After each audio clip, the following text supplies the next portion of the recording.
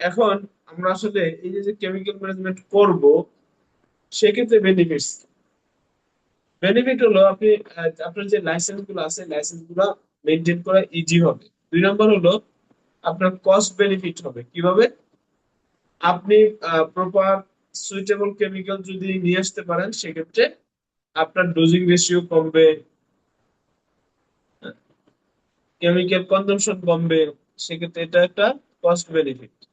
তারপরে আপনার হলো গ্লোবাল মার্কেটে আপনি অ্যাক্সেস পাবেন। যদি আপনি কমপ্লায়েন্ট কেমিক্যাল ব্যবহার করেন, সেক্ষেত্রে আপনি গ্লোবালি কাজ করার জন্য আপনার ইজি হবে। তারপরে আপনার হলো এক্সেসিভ যে কস্ট আছে, অতিরিক্ত যে খরচ আছে কেমিক্যালে, যদি আপনি প্রপার মেনটেন না করেন, সেক্ষেত্রে ওই কস্টিংটা বাঁচবে।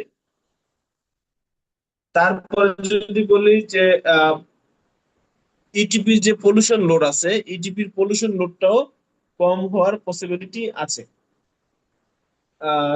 তারপরে সেফ ওয়ার্ক ইনশিওর করা যায়।